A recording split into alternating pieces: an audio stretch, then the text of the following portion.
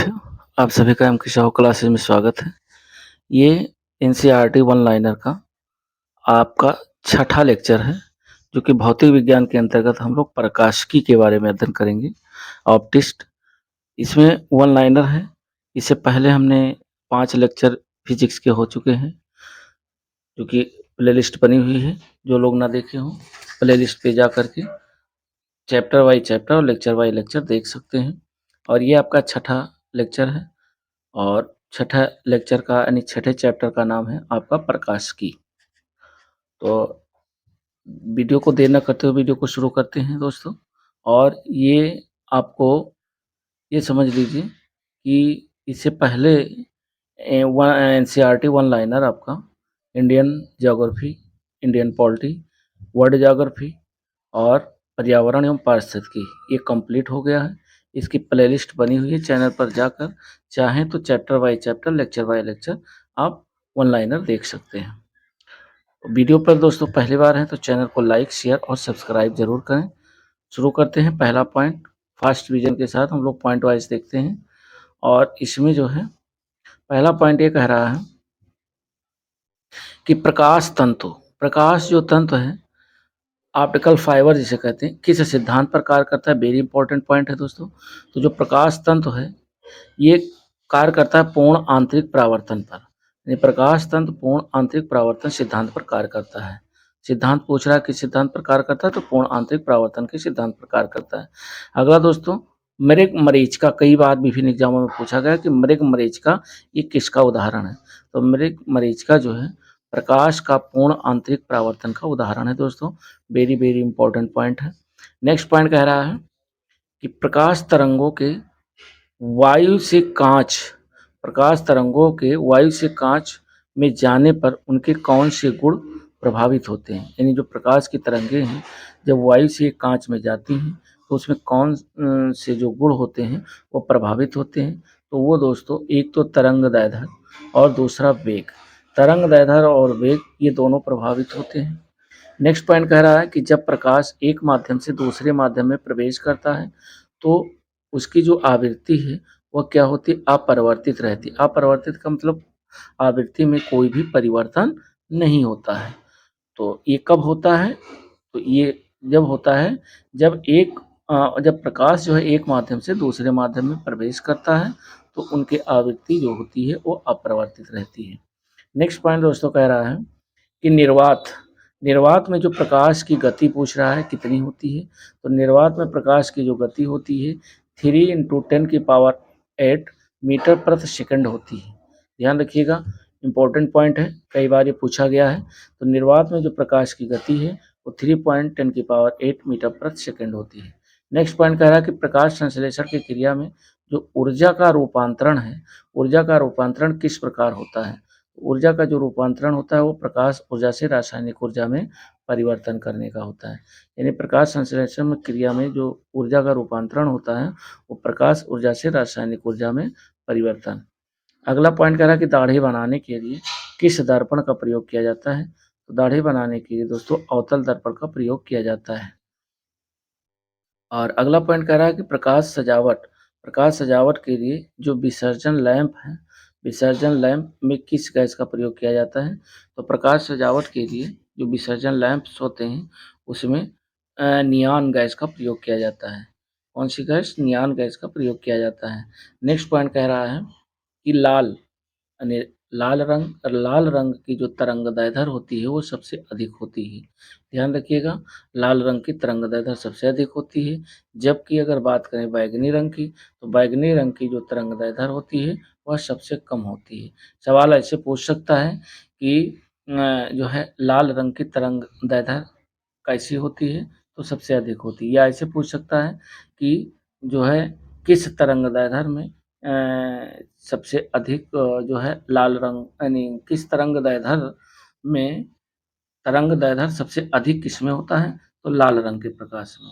और ऐसे पूछ सकता है कि तरंगदैर्ध्य सबसे कम किसमें होती है, तो बैगनी कलर में। तो ये क्वेश्चन आपके कोर्ट में भी पूछे जा सकते हैं। नेक्स्ट पॉइंट कह रहा है कि क्षितिज जिसे होरिजन के समीप यानी क्षितिज के समीप सूर्य तथा चंद्रमा की दीर्घवृत्ताकार दिखाई देने का क्या कारण है? यानी जब पृथ्वी पृथ्वी क्षितिज माने होता है पृथ्वी, पृथ्वी के समीप जब सूर्य या तो उगते समय या जो है अस्त होते समय सूर्य एवं चंद्रमा का दीर्घवृत्ताकार जो दिखाई देता है, वो किसके कारण होता है? तो वह दोस्तों होता है प्रकाश के अपवर्तन के कारण होता है।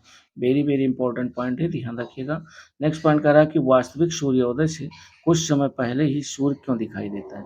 यानी सूर्योदय उदय नहीं होता है और सूर्योदय से कुछ समय पहले ही सूर्य जो है दिखाई देने लगता है।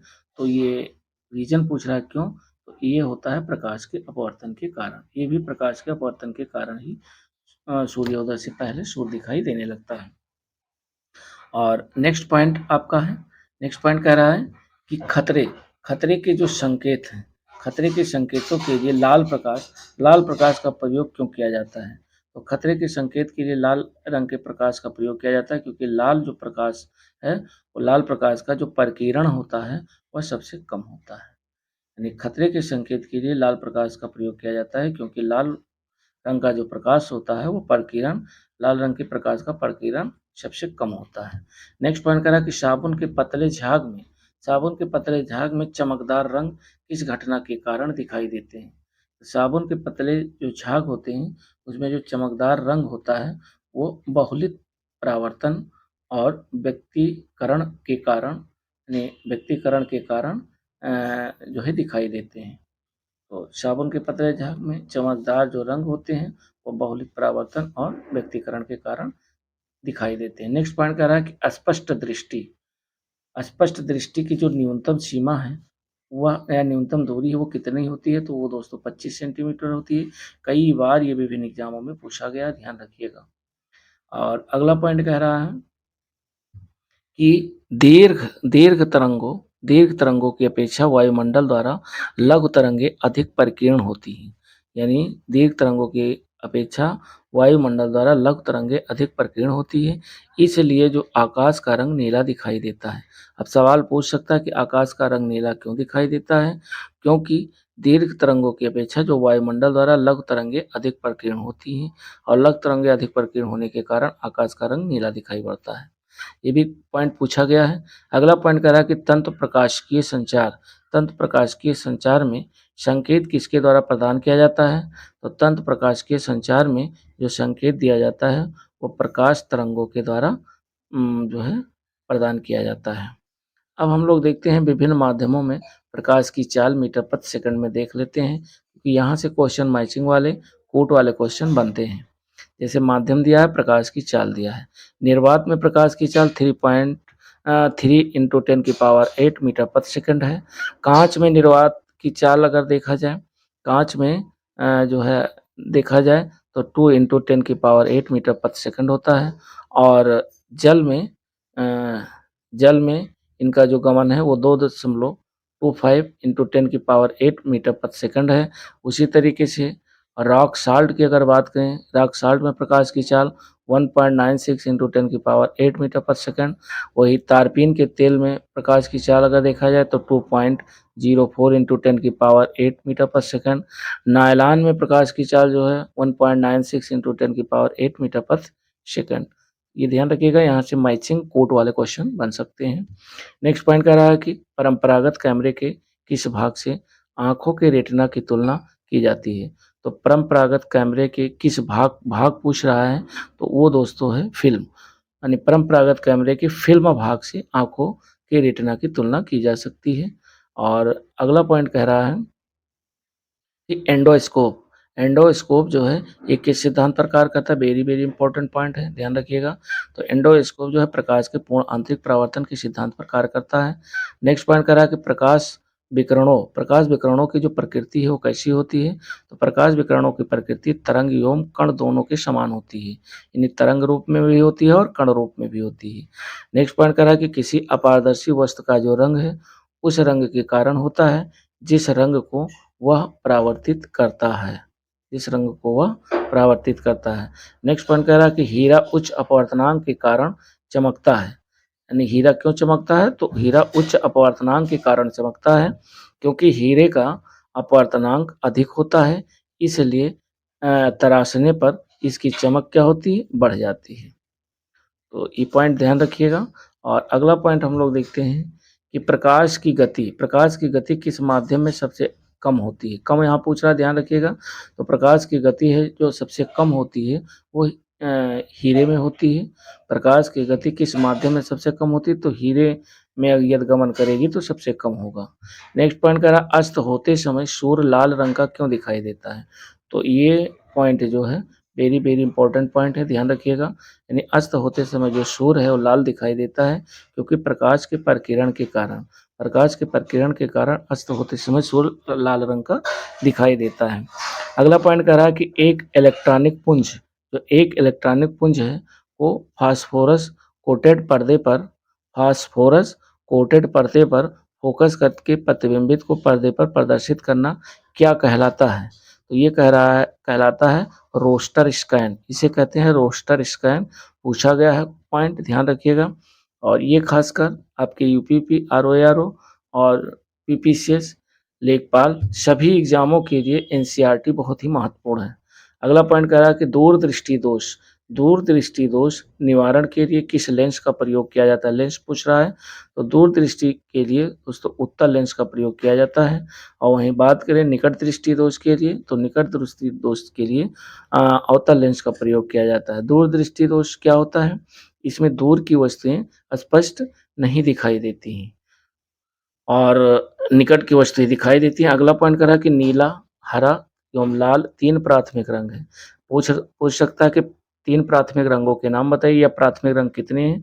तो नीला, हरा, लाल ये 3 प्राथमिक रंग हैं और के कारण मिश्रण से अन्य सभी रंगों का निर्माण किया जा सकता है।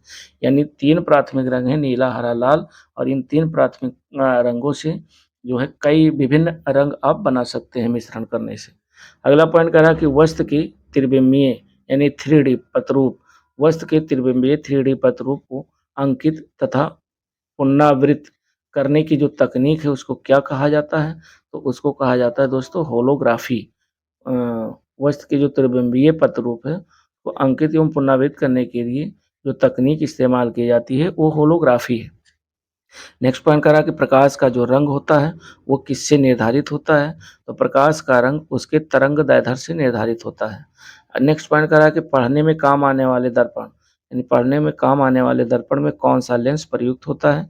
तो पढ़ने में काम आने वाले दर्पण में जो लेंस लगाया जाता है वह दोस्तों उत्तल लेंस लगाया जाता है। अगला पॉइंट कह रहा है कि दूरदर्शन के संकेत एक निश्चित दूरी के बाद क्यों नहीं मिल पाते हैं। यानी दूरदर्शन के जो संकेत होते हैं निश्चित दूरी के बाद क्यों नहीं मिल पाते हैं। तो वो पृथ्वी की सतह वक्राकार होने के कारण, जो पृथ्वी की सतह है वो वक्राकार है, इसी के कारण दूरदर्शन के जो संकेत होते हैं निश्चित दूरी के बाद नहीं मिल पाते हैं। नेक्स्ट पॉइंट कह रहा है कि दूरदर्शन प्रसारण में श्रव्य संकेतों, दूरदर्शन का जो प्रसारण होता है उसमें श्रव्य संकेतों का प्रेषण करने के लिए किस तकनीकी का प्रयोग किया जाता है। तो दूरदर्शन प्रसारण में श्रव्य माने सुनना, श्रव्य संकेतों का जो प्रेषण होता है करने की जो तकनीक का प्रयोग किया जाता है वो होता है आवृत्ति माडुलन के द्वारा। नेक्स्ट पॉइंट कह रहा है किसी व्यक्ति का पूरा प्रतिबिंब देखने के लिए एक समतल दर्पण की जो न्यूनतम ऊंचाई होती है वह कितनी होनी चाहिए। तो इसमें जो है पूरा प्रतिबिंब किसी भी दर्पण में पूरा प्रतिबिंब देखने के लिए जो न्यूनतम ऊंचाई होती है वो जितनी भी व्यक्ति की ऊंचाई होगी उस ऊंचाई की आधी होनी चाहिए।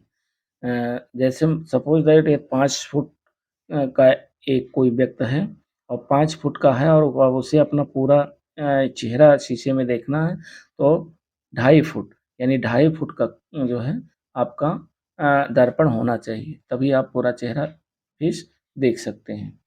नेक्स्ट पॉइंट कह रहा है कि वाहनों में पृष्ठ दृष्टि दर्पण के रूप में दृश्यावलोकन के लिए उत्तल दर्पण का प्रयोग किया जाता है। नेक्स्ट पॉइंट कह रहा है कि दृष्टिपटल रेटिना होता है उस पर किस प्रकार का चित्र बनता है। तो जो दृष्टिपटल होता है उस पर जो चित्र बनता है वो वस्तु से छोटा बनता है तथा उल्टा बनता है। ये ध्यान रखिएगा, वेरी वेरी इंपॉर्टेंट पॉइंट है, कई बार ये पॉइंट पूछा गया है। नेक्स्ट पॉइंट कह रहा है कि किस रंग के प्रकाश की ऊर्जा सर्वाधिक होती है। कौन सा ऐसा रंग है जिसके प्रकाश की ऊर्जा सबसे अधिक होती है। तो वो दोस्तों है नीला प्रकाश। नीला प्रकाश की जो ऊर्जा होती है वो सबसे अधिक होती है। नेक्स्ट पॉइंट कह रहा है कि एक आँख की अपेक्षा 2 आँखों से देखना अधिक स्पष्ट होता है, इसका क्या कारण है? तो इसका मेन रीज़न है कि इससे देखी जाने वाली वस्तु की दूरी व गहराई का जो है सही अनुमान होता है। ये दोनों आँखों से देखते हैं, तो इससे देखी जाने वाली वस्तु की दूरी व गहराई का सही अनुमान होता है। नेक्स्ट पॉइंट कह रहा है कि वायुमंडल में प्रकाश के प्रकीर्णन का प्रमुख कारण क्या है? तो वायुमंडल में प्रकाश के प्रकीर्णन का प्रमुख कारण है कि वायु में उपस्थित जो धूल कण है। नेक्स्ट पॉइंट कह रहा है कि अंतरिक्ष यात्री को आकाश का रंग कैसा दिखाई देता है? तो अंतरिक्ष यात्री को आकाश का जो रंग होता है वो काला दिखाई देता है। वेरी वेरी इंपॉर्टेंट पॉइंट, कई बार ये विभिन्न एग्जामों में पूछा गया है। और नेक्स्ट पॉइंट कह रहा है कि निकट दृष्टि दोष को दूर करने के लिए अवतल लेंस का प्रयोग किया जाता है। भी ध्यान रखिएगा, कई बार ये पूछा गया है। दूर दृष्टि के लिए उत्तल लेंस और निकट दृष्टि दोष के लिए अवतल लेंस का प्रयोग किया जाता है। अगला पॉइंट कह रहा है कि लेंस की जो क्षमता होती है वह किस में मापी जाती है? तो लेंस की जो क्षमता होती है वो डायोप्टर में मापी जाती है। Very very important point. अब हम लोग देखते हैं कि विभिन्न रंगों की जो तरंग दैर्ध्य है उसको देख लेते हैं। वर्ण दिया हुआ तरंग दैर्ध्य दिया हुआ, जैसे बैगनी का जो तरंग दैर्ध्य है वो 3900 आर्मस्ट्रांग से 4460 आर्मस्ट्रांग, और नीला या जामुनी जो आपका वर्ण है इसका 4460 आर्मस्ट्रांग से 4650 आर्मस्ट्रांग, यानी जो तरंग दैर्ध्य है इसको आर्मस्ट्रांग में मापते हैं। और नेक्स्ट पॉइंट करा आसमानी, आसमानी का जो तरंगदैर्ध्य है वो 4650 आर्मस्ट्रांग से 5000 आर्मस्ट्रांग, और हरा हरा का जो तरंगदैर्ध्य है 5000 से 5700 आर्मस्ट्रांग, पीला का जो तरंगदैर्ध्य है 5700 से 6100 आर्मस्ट्रांग, नारंगी की बात करें, नारंगी का तरंगदैर्ध्य तो 6100 से 6200 आर्मस्ट्रांग, और लाल कलर की अगर बात करें तरंगदैर्ध्य तो 6200 आर्मस्ट्रांग से 7600 आर्मस्ट्रांग। तो सबसे ज़्यादा जो है लाल रंग का तरंगदैर्ध्य होता है, और सबसे कम की बात करें तो सबसे कम जो होता है वो बैंगनी कलर का तरंगदैर्ध्य होता है। तो ये ध्यान रखिएगा, यहाँ से क्वेश्चन मैचिंग और आपके कोट वाले वन लाइनर भी बन सकते हैं।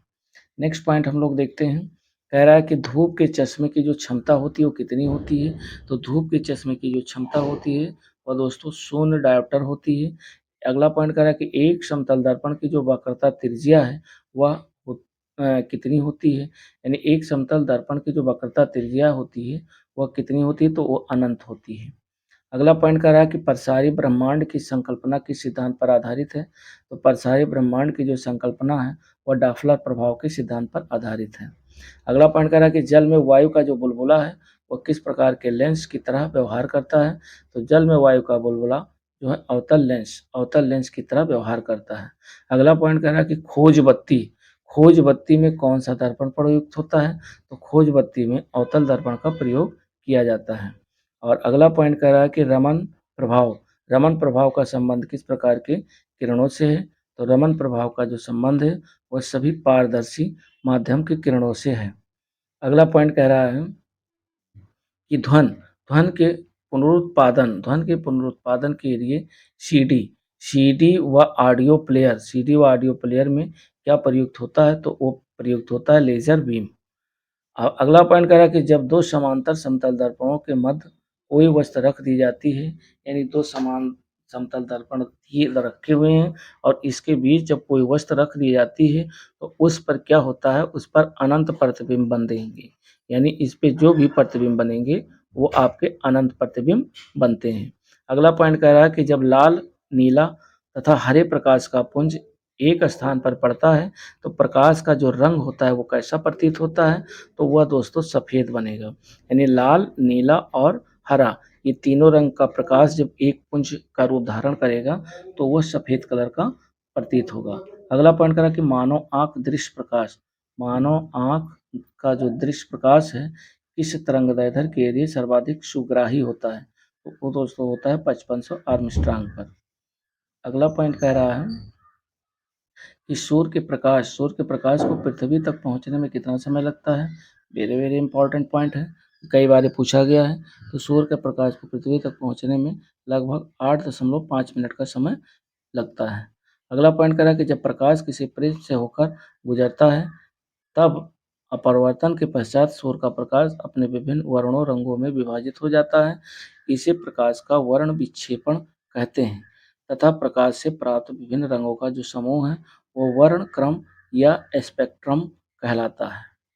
नेक्स्ट पॉइंट कह रहा है कि चंद्रमा से आने के बाद प्रकाश हम तक कितने समय में पहुंचता है। तो चंद्रमा से आने के बाद प्रकाश हम तक 1.3 सेकंड में पहुंचता है।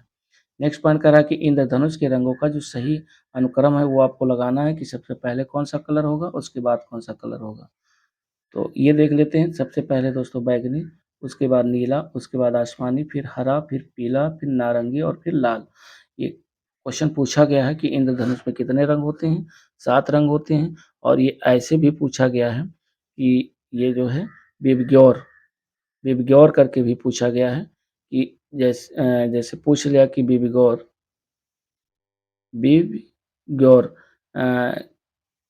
पूछ लिया तो अब विबग्योर में 7 कलर होते हैं और 7 में पहला जो कलर है, सवाल ऐसे पूछ सकता है कि इंद्रधनुष के रंगों का सही अनुक्रम हो गया। पहला कलर कौन सा है, बैगनी, और लास्ट वाला कलर कौन सा है, लाल।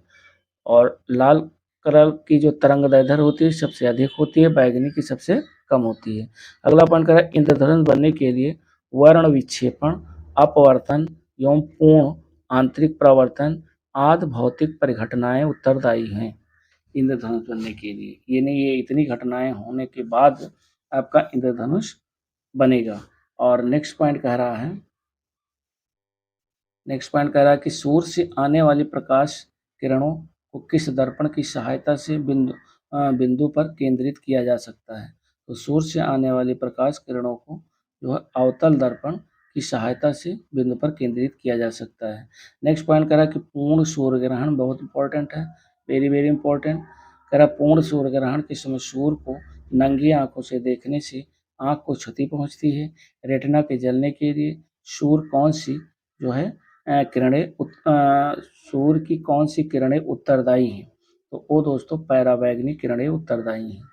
ये रहा हमारा जो है आपका जो है छठा लेक्चर, जो कि प्रकाश की बहुत ही इम्पोर्टेंट ये आपका वीडियो है। यहाँ से क्वेश्चन आपको विभिन्न एग्जामों में देखने को, हर एग्जामों में देखने को लगभग हमें क्वेश्चन मिलेगा। और मिलते हैं नेक्स्ट वीडियो के साथ। तब तक के लिए दोस्तों नमस्कार, जय हिंद। और चैनल को लाइक शेयर सब्सक्राइब जरूर करें। धन्यवाद।